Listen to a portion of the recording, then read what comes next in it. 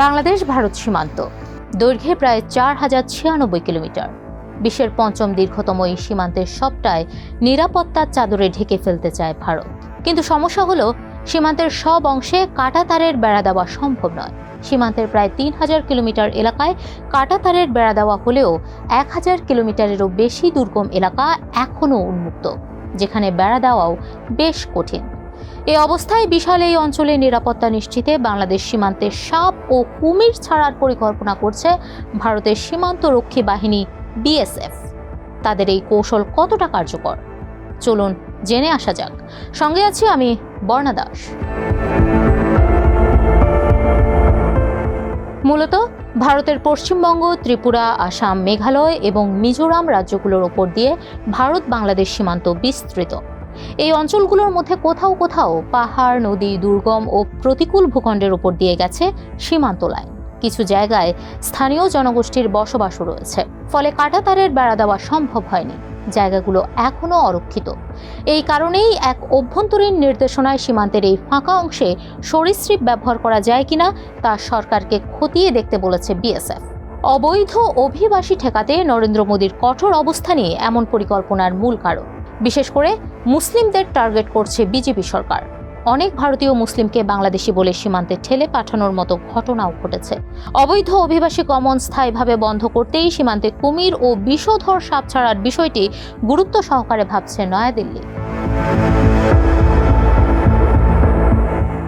সীমান্তে সাপ ও কুমির ছাড়ার বিষয়ে তীব্র আপত্তি জানিয়েছেন ভারতের বিশ্লেষক ও মানবাধিকার কর্মীরা।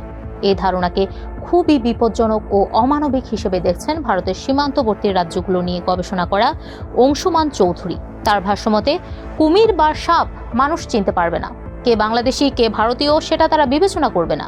সীমান্তে অনুপ্রবেশকারীর বদলে স্থানীয় মানুষও আক্রমণের ঝুঁকিতে পড়বেন। বিশেষ করে সীমান্ত পাড়ের নদীগুলোতে মাছ ধরে জীবিকা নির্বাহ করা জেলে বা নদীর পাশে বসবাসকারী মানুষ সবচেয়ে বেশি ঝুঁকিতে পড়বেন। সীমান্তে সাপ ও কুমির ছাড়ার এই পরিকল্পনাকে বাস্তবসম্মত বলছেন না ওয়াইল্ড লাইফ ট্রাস্ট অফ ইন্ডিয়ার কৌশল ও যোগাযোগ প্রধান রথিন বর্মন। তার ভাষ্যমতে, সীমান্তের বেশিরভাগ জায়গায় কুমিরের স্বাভাবিক বসবাস নেই। সুন্দরবন এলাকায় কুমির থাকলেও সীমান্তের অন্য নদীতে নেই। কাজেই নতুন জায়গায় এসব প্রাণী ছাড়লে সেগুলো হয়তো বাঁচবে না। এছাড়া নদী প্লাবিত হলে লোকালয়ে ছড়িয়ে পড়তে পারে সাপ ও কুমির। এতে ঝুঁকিতে পড়বে মানুষ ও অন্যান্য প্রাণীরা।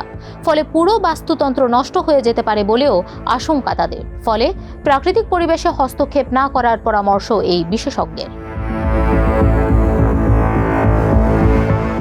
সীমান্তে অবৈধ অনুপ্রবেশ ঠেকাতে মোদী সরকার বিষধর প্রাণী ব্যবহারের অভিনব চিন্তা করলেও আধুনিক বিশ্বের কোথাও এমন নজির নেই। তবে গুঞ্জন আছে, নিজের প্রথম মেয়াদে অভিবাসীদের নিরুৎসাহিত করতে বিভিন্ন ধারণা নিয়ে আলোচনা করেছিলেন মার্কিন প্রেসিডেন্ট ডোনাল্ড ট্রাম্প, যার মধ্যে সীমান্তে সাপ বা কুমির ছেড়ে দেওয়া এবং অভিবাসন প্রত্যাশীদের পায়ে গুলি করার ধারণাও ছিল। যদিও পরবর্তীতে সেই প্রতিবেদনগুলোকে ভিত্তিহীন বলে উড়িয়ে দিয়েছেন ট্রাম্প। সেই সঙ্গে তিনি বলেছিলেন, কিছু সংবাদ মাধ্যম বলছে আমি নাকি দক্ষিণ সীমান্তে কুমির ও সাপ ছেড়ে দিতে চেয়েছিলাম।